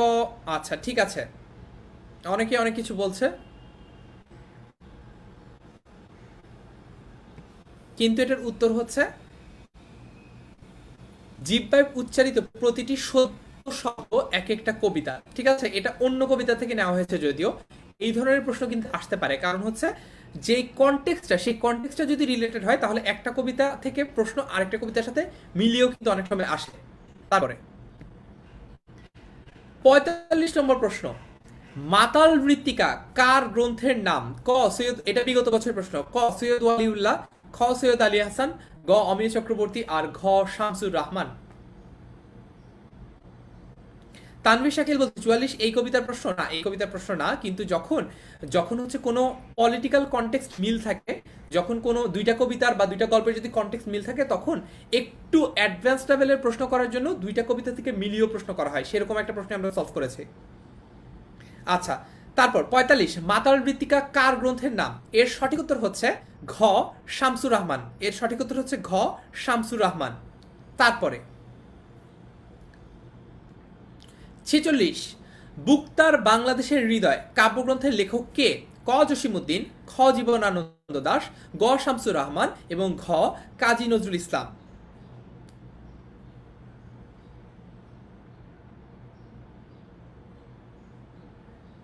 46 সঠিক উত্তর হচ্ছে গ শামসুর রহমান। তারপরে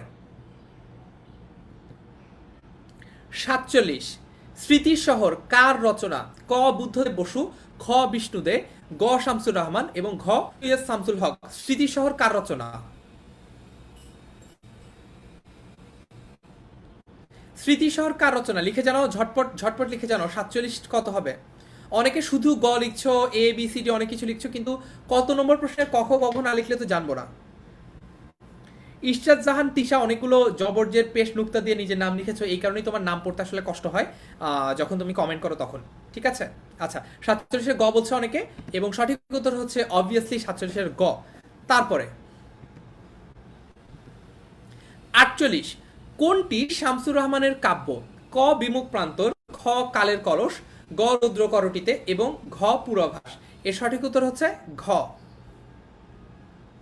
আচ্ছা, শরফ নীল বলছে ভাইয়া সবগুলোর উত্তরই তো শামসুর রহমান। হ্যাঁ, এটা আমি বুঝতে পেরেছি যে এইখানে বিগত বছরের যে প্রশ্নগুলো আছে সবগুলো যেহেতু এই কবিতার অ্যাগেইনস্টেই সর্ট করা হয়েছে, কম্পাইল করা হয়েছে, এখানে এই কারণে এখানে সবগুলোর উত্তরই তোমার কাছে শামসুর রহমান মনে হচ্ছে এবং সহজ মনে হচ্ছে। কিন্তু ইম্পর্টেন্ট ব্যাপার হচ্ছে যখন অ্যাডমিশন টেস্টে অনেকগুলো গল্প কবিতা থেকে প্রশ্নটা আসবে, তখন কিন্তু তোমার জন্য ব্যাপারটা একটু ক্রিটিক্যাল হয়ে যেতে পারে। এই কারণেই দেখো তোমাদেরকে পড়াচ্ছি এভাবে যে দেখো তোমাকে এখানে বলছে যে স্মৃতির শহর কার রচনা, তার মানে তোমার কিন্তু মাথায় এটা থাকবে যে আচ্ছা শামসুর রহমানের স্মৃতির শহর এই রচনাটা আলাদা করে আমার মনে রাখতে হবে, কারণ হচ্ছে এটা থেকে বিগত বছরের প্রশ্ন এসেছে, অর্থাৎ ভবিষ্যতে প্রশ্ন আসতে পারে। তারপর হচ্ছে দেখো বুকতার বাংলাদেশের হৃদয় কাব্যগ্রন্থটার লেখককে শামসুর রহমান, আলাদা করে কিন্তু একটু একটু করে মনে রাখতে হবে যে কোন কোন গল্পগ্রন্থ বা কাব্যগ্রন্থগুলো নিয়ে এই ধরনের প্রশ্নগুলো এসেছে। ঠিক আছে, তারপরে 48 পারলাম, এরপরে 48 উত্তর গ হবে।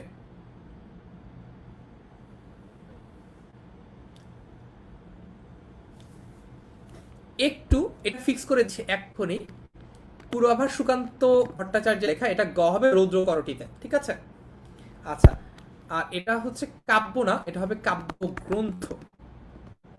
এইবার ঠিক আছে, হ্যাঁ। একটু টাইপিং মিস্টেক হয়েছিল, এটা রৌদ্র করটিতে হবে। তারপরে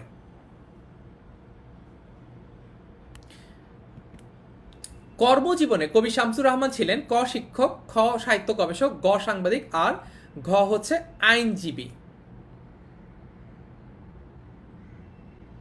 সঠিক উত্তর হচ্ছে গ সাংবাদিক। 50 নম্বর, শামসুর রহমানের কাব্যগ্রন্থ কোনটি? ক ঘুম নেই, খ সহসা সচকিত, গ নিজ বাসভূমে, এবং ঘ মুহূর্তের কবিতা। 50, শামসুর রহমানের কাব্যগ্রন্থ কোনটি? গোলাম মোস্তফা মনির ভুল উত্তর দিয়েছে, আইনজীবী বলেছে হবে না। 50 নম্বরের সঠিক উত্তর অনেকে দিতে পারছো। 50 নম্বরের সঠিক উত্তর হচ্ছে গ নিজ বাসভূমে, ঠিক আছে। আচ্ছা, এখন একটা জিনিস বলি, সেটা হচ্ছে আমরা 100টা কোশ্চেনের মধ্যে 50টা কোশ্চেন সলভ করলাম। আর বাকি যে 50টা কোশ্চেন, সেটা আমি যদি তোমাদেরকে দিয়ে দেই তাহলে তোমরা আশা করি পড়ে নিতে পারবে। আর যদি এই স্লাইডগুলো পাওয়ার পরে যদি কোনো কোশ্চেন নিয়ে কনফিউশন বা কোনো প্রশ্ন নিয়ে প্রশ্ন থাকে, সেটা অবভিয়াসলি আমাকে আবার লিখে জানাতে পারবা। আমরা কয়েকটা প্রশ্ন আছে, একটু দ্রুত আগাই দেখাই, তারপর হচ্ছে ছোট্ট কিছু ব্যাখ্যা আছে, ওটা দিয়ে আমরা আজকে ক্লাসটা শেষ করবো, ঠিক আছে। বাকি 50টা প্রশ্ন আমরা বাসায় পড়ে নিতে পারবো নাকি পড়াই দিতে হবে বলো? একটু কমেন্টে ঝটপট লিখে জানাও, বাকি 50টা প্রশ্ন কি আমরা নিজেরা পড়ে নিতে বুঝে নিতে পারবো নাকি বুঝাই দিতে হবে?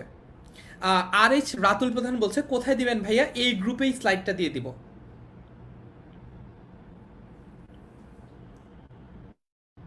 দেখি একটু কমেন্টে লিখে জানাও। নুরুন নাহার বলছে পড়তে পারবো, শাহরিয়ার সিফাতো বলছে পারবো।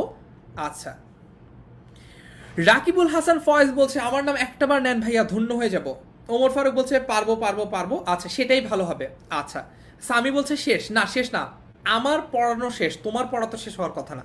আচ্ছা দেখি কয়টা কয়টা প্রশ্ন আছে এরপরে, ওটা একটু দেখি এক নজরে দ্রুত। এই যে দেখতে পাচ্ছি অনেকগুলো আছে, তো এখানে আমি দেখতে পাচ্ছি, আমি একটা একটা করে স্লাইড পাল্টাই। এই প্রশ্নগুলো আমরা সবগুলো নিজেরা বাসায় সলভ করব, ঠিক আছে। এগুলো কিন্তু সবগুলোই এইচএসসির জন্য খুবই গুরুত্বপূর্ণ, অ্যাডমিশন টেস্টের জন্যও গুরুত্বপূর্ণ। দেখেছো কতগুলো প্রশ্ন তোমাদের জন্য আমরা আজকে বানিয়েছিলাম, কিন্তু সময় স্বল্পতার জন্য আসলে পারা যাচ্ছে না। আর আরও কিছু আলাপ আছে তোমাদের ক্লাস নিয়ে, এটাও আমি করব। আগে এই স্লাইডগুলো একটু দেখাই নেই, যে আমরা যে আসলে কষ্ট করেছিলাম, পরিশ্রম করেছিলাম, সেটা তোমাদের একটু দেখাই, যে তোমাদের জন্য আমরা কি কি বানিয়েছি বা ম্যাটেরিয়াল তৈরি করেছি, যাতে করে মনে না হয় যে আমরা তোমাদের নিয়ে ছিনিমিনি খেলছি, ঠিক আছে। আচ্ছা, এই যে মোট 100টা প্রশ্ন কিন্তু তোমাদের জন্য ছিল। আচ্ছা, সুমাইয়া খান বলছে 40-50টা কমেন্ট করেছে, আমার কমেন্ট পড়া হয় নাই।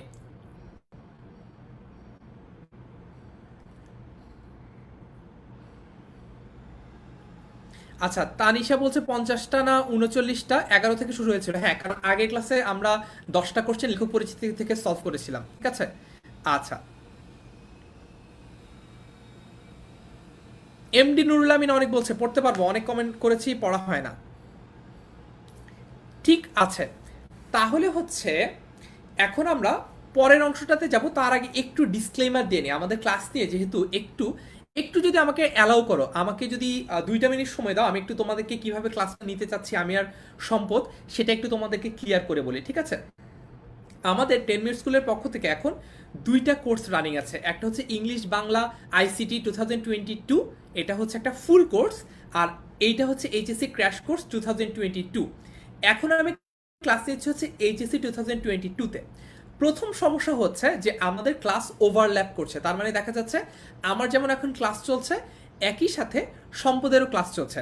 এখন প্রথম কারণটা একটু বলি যে কেন আমার আর সম্পদের ক্লাস ওভারল্যাপ করে, সমস্যাটা কোথায়। কারণ হচ্ছে আমি আর সম্পদ দুইজনই 10 মিনিট স্কুলে পড়ানোর পাশাপাশি দুইজনই 10 মিনিট স্কুলে আবার চাকরিও করি, এবং আমরা দুইজনই আবার একই টিমে কাজ করি। আমরা দুইজনই 10 মিনিট স্কুলের কন্টেন্ট টিমে কাজ করি, ঠিক আছে। আমরা অনেক কন্টেন্ট বানাই তোমাদের জন্য, আপকামিং কি কি আসবে, বইগুলো আমরা ডিজাইন করি বা বইগুলো নিয়ে আমরা কাজ করি, ভিডিওগুলো কিভাবে বানালে তোমাদের জন্য সবচেয়ে ভালো হয়, এইসব জিনিসপত্র নিয়ে আমরা কাজ করি।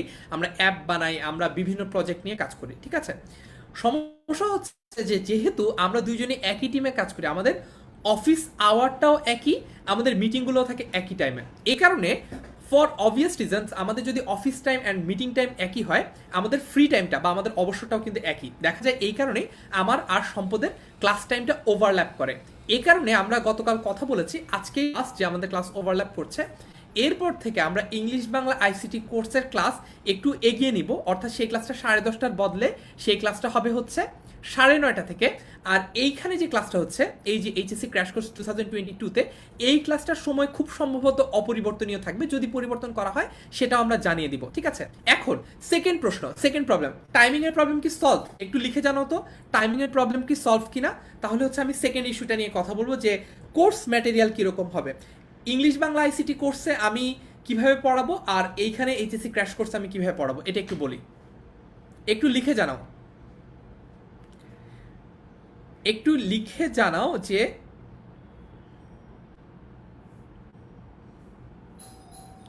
একটু লিখে জানাও যে তোমরা বুঝতে পেরেছো কিনা টাইমিং এর ব্যাপারটা। তাহলে হচ্ছে আমি কিভাবে পড়াবো এটা একটু বুঝাই। হ্যাঁ, শোয়েব আল হাসান বলছে সলভ, তাসফিয়া রিফা বলছে সলভ, আচ্ছা জি ভাইয়া সলভ, আচ্ছা ঠিক আছে। তারপরে বলি এখন পরের প্রশ্ন যে ভাইয়া ইংলিশ বাংলা আইসিটি কোর্সেও আমি ফেব্রুয়ারি 1969 কবিতাটা পড়েছি, আমি কি এইচএসসি ক্র্যাশ কোর্সেও ফেব্রুয়ারি 1969 কবিতাটা আবার পড়বো কিনা? এই প্রশ্নটা অবভিয়াসলি একটা লেজিট প্রশ্ন। এই প্রশ্নের উত্তর দেই যে দুই জায়গার পার্থক্যটা কিরকম হবে। ওইটা যেহেতু একটা full course, English Bangla ICT HSC 2022, ওইটা যেহেতু একটা ফুল কোর্স, ওখানে আমরা আরো কম্প্রিহেন্সিভ ভাবে পড়বো। তার মানে ওখানে আমরা অলরেডি কিন্তু যেমন ফর সেইং একদিন কিন্তু আমরা কিভাবে সৃজনশীল প্রশ্ন লিখতে হয় সেটা সলভ করেছি, সৃজনশীল প্রশ্ন কিভাবে লিখতে হয় সেটা প্র্যাকটিস করেছি, লেকচার শিট দিয়ে দিয়েছি, ঠিক আছে?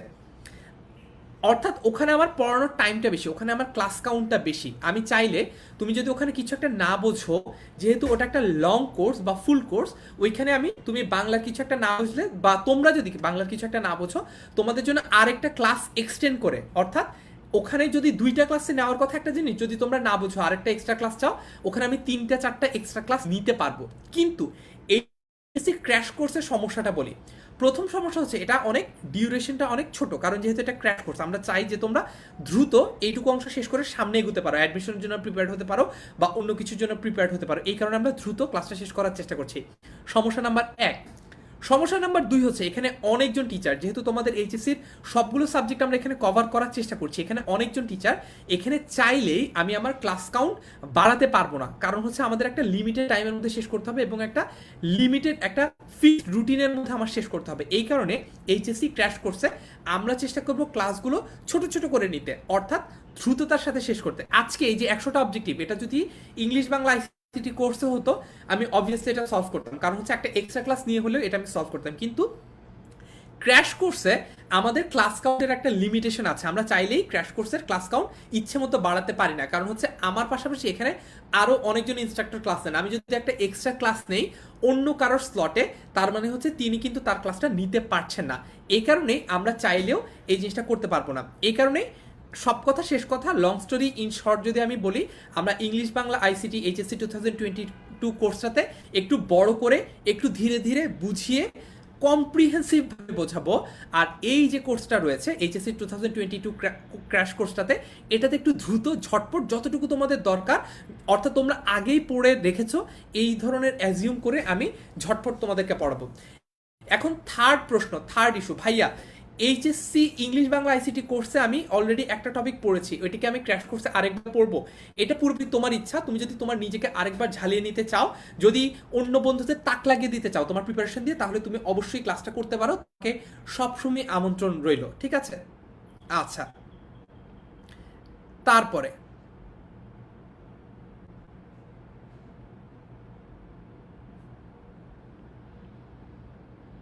এরপরে আমরা ক্লাসের শেষ অংশে চলে এসেছি, আমরা কয়েকটা ইন্টারেস্টিং জিনিস একটু দেখবো, ঠিক আছে? আমরা আজকের এই যে স্লাইডটা দিয়ে দেবো, তখন তোমরা তোমার কবিতার সাথেই ব্যাখ্যাগুলো দেখে নিতে পারবা। হ্যাঁ, দেখো তো ব্যাখ্যাগুলো কেমন হবে। প্রথমে মনে করো কবিতাটা আসলো, আবার ফুটেছে দেখো কৃষ্ণচূড়া থরে থরে শহরের পথে কেমন নিবিড় হয়ে, কখনো মিছিল কখনো বা একা হেঁটে যেতে যেতে মনে হয় ফুল নয় ওরা শহীদের ঝলকিত রক্তের বুদবুদ স্মৃতিগন্ধে ভরপুর। একুশের কৃষ্ণচূড়া আমাদের চেতনারই রং।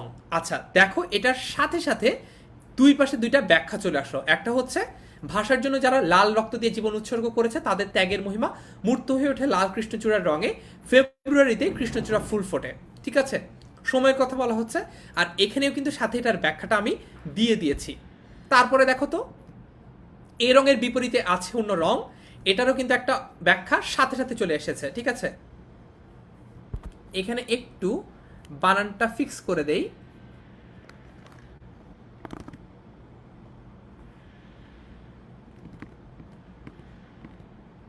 যে রং লাগে না ভালো চোখে, যে রং সন্ত্রাস আনে প্রাত্যহিকতায় আমাদের মনে সকাল সন্ধ্যায়, এখন সে রঙে ছেয়ে আছে পথঘাট সারা দেশ। ঘাতকের অশুভ আস্তানা বলতে কি বোঝানো হচ্ছে, এটার ব্যাখ্যাও পেয়ে যাবে পাকিস্তানি বাহিনীর অশুভ পদচারণা বোঝাতে। ঠিক আছে,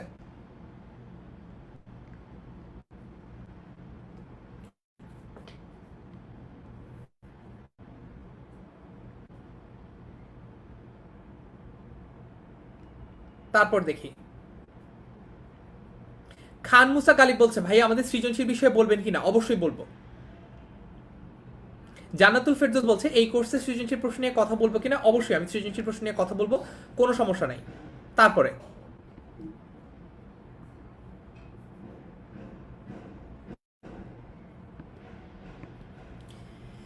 আমি আর আমার মতোই বহু লোক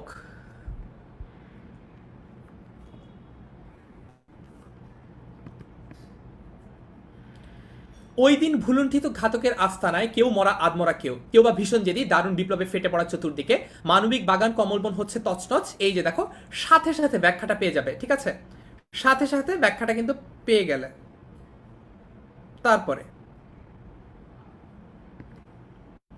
বুঝি 1969-এও আবার সালাম নামে রাজপথে শূন্যে তোলে ফ্ল্যাগ, বরকত বুক পাতে ঘাতকের থাবার সম্মুখে। এমডি নাইম ইসলাম বাবু বলছে সৃজনশীল প্রশ্ন শেখাবো কিনা। অবশ্যই, তবে আজকের ক্লাসে না। এখানেও তোমরা ব্যাখ্যাটা পেয়ে যাবে। তারপর দেখো, এই স্লাইডটা তোমাদের দিয়ে দেবো, দিয়ে দিলেই তোমরা সবগুলো ব্যাখ্যা কবিতার পাশাপাশি পেয়ে যাবে, কোনো ঝামেলাই আর নাই। ঠিক আছে, তারপর সালামের চোখে আলো ঢাকা, সালামের মুখে আজ তরল শ্যামল, তরুণ শ্যামল পূর্ব বাংলা।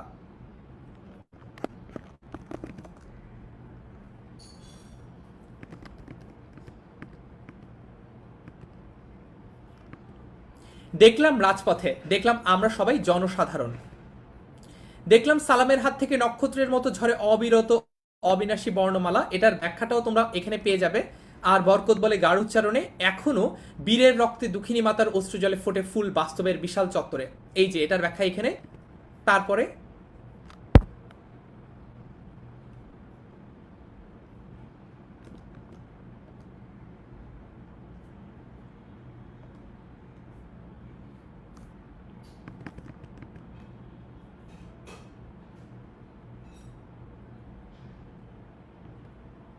হ্যাঁ, অনেকে বলছে স্লাইড পিডিএফ দিয়ে দিতে। অবশ্যই দিয়ে দেবো, কোনো সমস্যা নেই। দেখো এখানেও এটার ব্যাখ্যাটা পেয়ে যাবে। তারপরে এখন আমরা কয়েকটা লাস্ট ইম্পর্টেন্ট ইনফরমেশন একটু জানিয়ে নিব। লাস্ট ইম্পর্টেন্ট ইনফরমেশন একটু জানিয়ে দিব, সেটা হচ্ছে যে শামসুর রহমানের এই কবিতাটা ফেব্রুয়ারি 1969 এটা সংগ্রহ করা হয়েছে নিজ বাসভবনে। একদম ক্লাসের শেষ পর্যায়ে চলে এসেছে, এরপর তোমাদের সাথে আরও কিছু ইনফর্মাল কথা বলা যাবে, কোনো সমস্যা নেই। পৃথ্যানন্দী বলছে ভাইয়া ছুটি চাই, ছুটি দিয়ে দিচ্ছি, লাস্ট স্লাইডে আছি, লাস্ট স্লাইড কিন্তু এটা। ঠিক আছে, গদ্য, এটা গদ্য ছন্দে লেখা হয়েছে। এখানে আমরা ফেব্রুয়ারি 1969-এর যে তখনকার যে আন্দোলন সেটার একটা ছবিও দেখতে পাচ্ছি। এখানে আমরা দেখতে পাচ্ছি শামসুর রহমানকে। আচ্ছা, এটার বিষয়বস্তু হচ্ছে একুশের চেতনার নিরিখে 1969-এর গণ আন্দোলনকে দেখা বা রিভিজিট করা। এখানে একটা রঙের কথা বলা হচ্ছে, সেটা হচ্ছে হরিত, এবং এই হরিত শব্দটার অর্থ হচ্ছে সবুজ। পটভূমি হচ্ছে পাকিস্তানি শাসক গোষ্ঠীর বিরুদ্ধে 1969-এর গণ আন্দোলন। ভাষা সহিত সালামের নাম উল্লেখ করা হয়েছে 4 বার, বরকতের নাম উল্লেখ করা হয়েছে 2 বার। ঠিক আছে,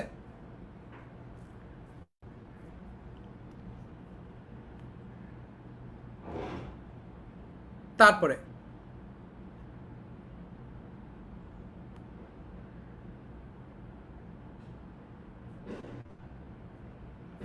ফুলের নাম, কৃষ্ণচূড়া ফুলের নাম 2 বার উল্লেখ করা হয়েছে। ফুলের নাম একটাই উল্লেখ করা হয়েছে, কারণ কমল বন, ওইখানে কিন্তু সরাসরি কোনো ফুলের কথা বলা হয় নাই, ঠিক আছে?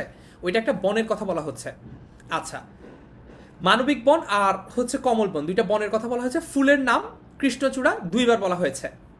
তারপর লাস্ট ইনফরমেশন, এটা দিয়ে আজকে ক্লাসটা শেষ করতে পারি। ভাষারীতি, এখানে চলিত ভাষায় কথা বলা হয়েছে। তারপর দেখো, মোট লাইন আছে 28টা, আর মোট জ্যোতিচিহ্ন আছে 34টা। আশা করি তোমরা এই স্লাইডগুলো দেখলেই মোটামুটি তোমাদের যে যে ইনফরমেশনগুলো প্রসেস করা লাগবে সেগুলো করতে পারবে। এখানে একটু বানানটা ঠিক করে দেই, তারপর রুটিন নিয়ে আবার কথা বলছি।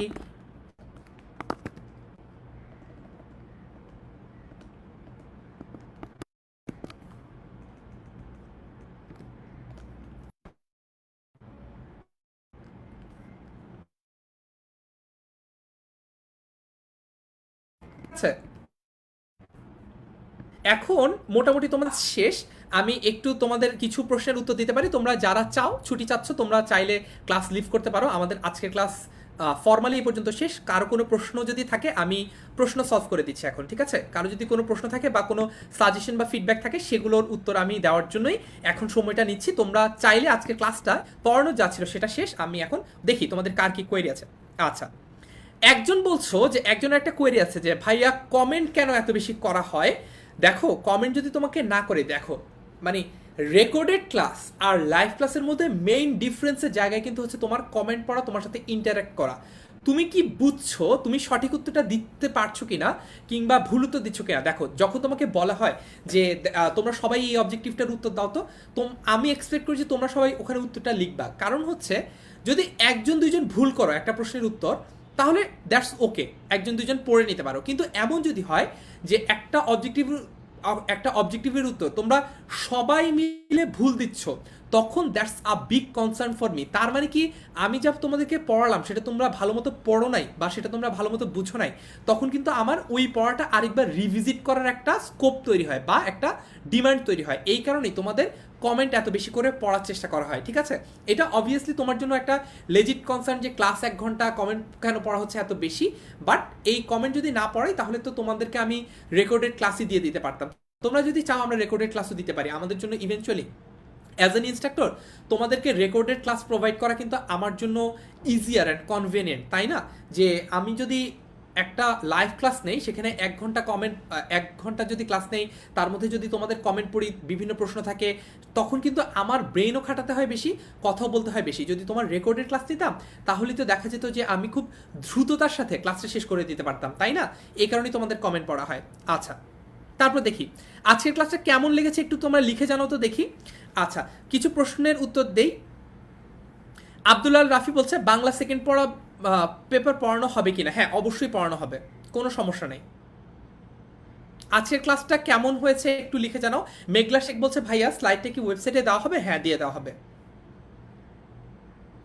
জাকির হোসেন বলছে স্যার অবজেক্টিভে ভালো কিভাবে করা যায়, বারবার পড়বে, আর হচ্ছে দুইটা জিনিস, একটা হচ্ছে বারবার পড়বা, এক যেই লেখাটা তোমার টেক্সট বই আছে সেটা বারবার পড়বা, আর আউট বই পড়বা, তাহলে অনুধাবনমূলক প্রশ্নগুলো ভালো মতো বুঝতে পারবা। ওবায়দুল হক বলছে লাইভ ক্লাসই ভালো। শাহিন হোসেন বলছে স্লাইডগুলো কিভাবে পাবা। দুইভাবে পাবা, একটা হচ্ছে ওয়েবসাইটে দিয়ে দেবো, আর একটা হচ্ছে তোমাদের এই গ্রুপে আপলোড দিয়ে দেবো। আজকের ক্লাসটা কেমন লেগেছে এইটা একটু বলো। আমি এমডি মাইনুদ্দিন জাবেদ বলছে, ইবিআই অর্থাৎ ইংলিশ বাংলা আইসিটি কোর্স, আর এই কোর্সের মধ্যে পার্থক্য কি। এই কোর্সটা যেহেতু একটা ক্র্যাশ কোর্স, আমরা একটু দ্রুত কোর্সটা শেষ করার চেষ্টা করব। এই কারণেই দেখা যাচ্ছে যে খুব ব্রডলি আমরা পড়াতে পারবো না, বুঝছো? মানে হচ্ছে যে একটা গল্প বা কবিতা, আমি যদি ইংলিশ বাংলা আইসিটি কোর্সে একটা গল্প শেষ করার জন্য 3টা ক্লাস নেই, এইখানে হয়তো বা একটা ওই গল্পটা শেষ করার জন্য আমি 2টা ক্লাস নিতে পারবো। তার মানে আমি কিছু জায়গায় দ্রুত পড়াতে হবে, কিছু অপেক্ষাকৃত কম ইম্পর্টেন্ট জিনিস একটু স্কিপ করতে হবে। আরেকটা ব্যাপার হচ্ছে যে অনেক সময় অনেক কিছু হয়তো বা ইম্পর্টেন্ট না, কিন্তু তোমাদের যদি বুঝিয়ে দেই তাহলে তোমার কাছে একটু ভালো লাগে। এই ব্যাপারগুলো হয়তো বা এই ক্র্যাশ কোর্সে আমাদের স্কিপ করতে হবে। তারপরে দেখি, সামি বলছে নো লাইভ। শোয়েব আল হাসান, প্রশ্ন থাকলে লিখে জানাও, আর ক্লাসটা কেমন হচ্ছে এটাও একটু জানাও। হ্যাঁ,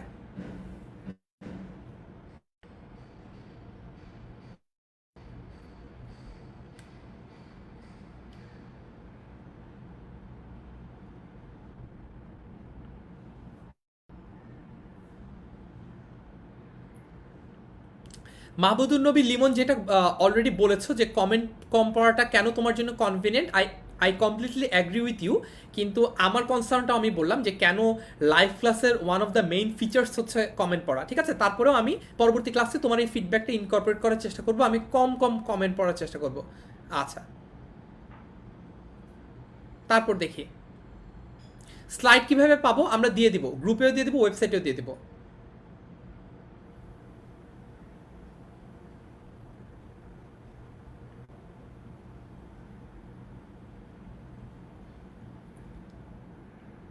দেখি আর কারো কোনো প্রশ্ন আছে কিনা।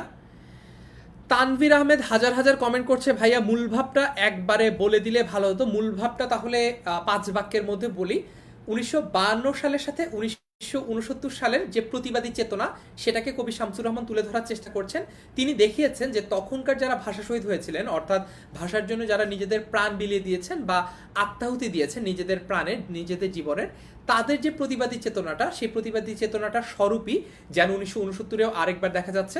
1969-এর তখনকার যে রাজনৈতিক প্রেক্ষাপট, সেটা নিয়ে কবি কিছু কথা বলেছেন। কবি বলেছেন যে সেখানে ঘাতকের অশুভ আস্তানা, ঘাতক গেড়ে বসেছে। আমাদের যে কিছু রূপকধর্মী কথা বলেছেন যে আমাদের চেতনার রংটা লাল, আর এই যে যারা হচ্ছে পাকিস্তানি ঘাতক, তাদের যেই তাদেরও একটা বিপরীতধর্মী রং আছে। সেই রংটার কথা সরাসরিভাবে উল্লেখ করা না হলে অনুধাবন করে নিতে পারি আমরা যে সেই রংটা জলপাই রং হবে অথবা কালো রং হবে, অর্থাৎ লালের বিপরীতে যে রংটা সেটাই হবে, ঠিক আছে? তারপরে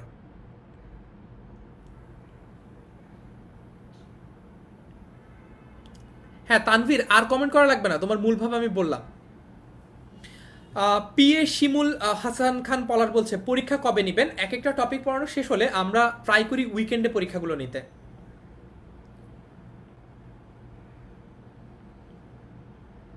আচ্ছা, অমিত বলছে লাল গোলাপকে রক্তের প্রতীক বলা হয়, তবুও কেন কৃষ্ণচূড়ার কথা বলা হয়েছে? কারণ কৃষ্ণচূড়া এমন একটা ফুল যে কৃষ্ণচূড়া ফুলটা আমরা দেখি যে রাস্তাঘাটে অনেক জায়গায় ফুটে আছে।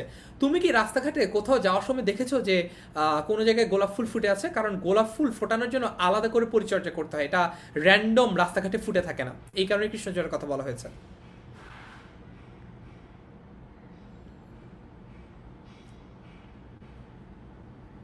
আচ্ছা, অনেকে বলছো যে ভাইয়া ফন্ট সাইজ বড় করলে ভালো হতো। আমি একটু তোমাদেরকে দেখাই যে ফন্ট সাইজ নিয়ে কি করা যায়।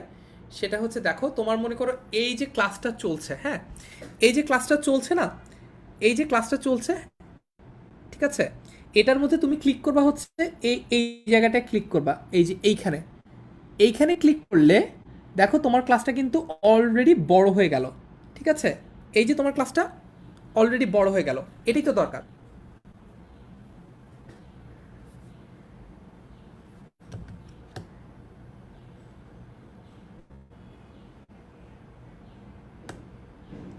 তারপর আর কারো কি কোনো প্রশ্ন বা কনসার্ন আছে? না হলে আমরা আজকের ক্লাসটা এখানে শেষ করতে পারি।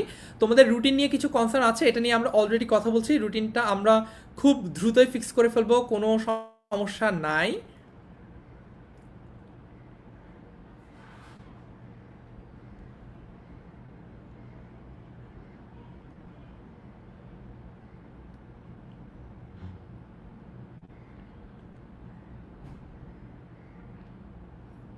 আচ্ছা, তারপরে আর কারো কোনো কনসার্ন?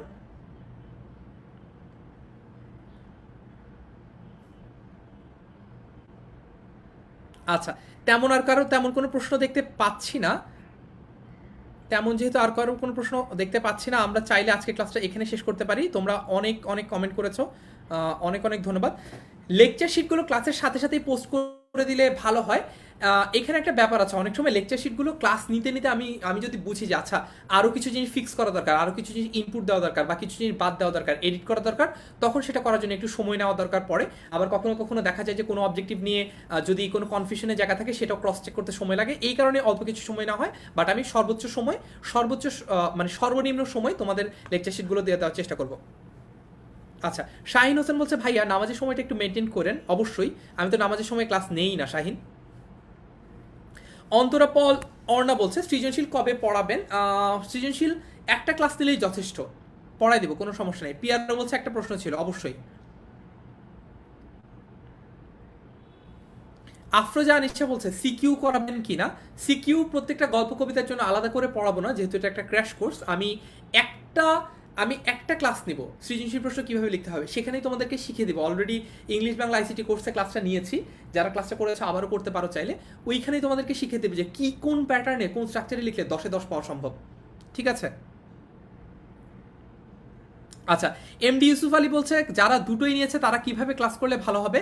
তারা প্রথমে কম্প্রিহেন্সিভটা পড়ে এরপরে যদি ক্র্যাশ কোর্সে ক্লাসটা করে তাহলে ভালো হবে। তাহলে বুঝতে পারবে যে ওভারঅল পড়াটা কত বড়, আর একদম ফোকাস দিতে হবে এক্সাক্ট কোন জায়গাটায়। আচ্ছা ঠিক আছে, তোমরা একটু লিখে জানাও আজকের ক্লাসটা কেমন লেগেছে। আমি তাহলে আজকের ক্লাস থেকে বিদায় নেই। আমরা পরবর্তীতে আবারও দেখা করব। সবাইকে অনেক অনেক ধন্যবাদ এবং পরের ক্লাসের আমন্ত্রণ জানিয়ে শেষ করছি। রুটিন নিয়ে একটুখানি সমস্যা চলছে, যেহেতু একসাথে অনেকগুলো ক্লাস চলছে। এই প্রবলেমটা আমরা অতি সত্ত্বর ফিক্স করে তোমাদের কাছে ফিরছি। তোমাদের আই হোপ ইনশাল্লাহ তোমাদের ক্লাস ওভারল্যাপ করবে না, বা ক্লাসের যে স্কেডিউল সেটা ক্ল্যাশ করবে না। ঠিক আছে, আল্লাহ হাফেজ সবাইকে। আজকের মতো এ পর্যন্তই, সবাইকে বিদায় জানিয়ে আজকের ক্লাসটা এখানেই শেষ করছি। পরের ক্লাসের জন্য আমন্ত্রণ। টাটা, আসসালামু আলাইকুম।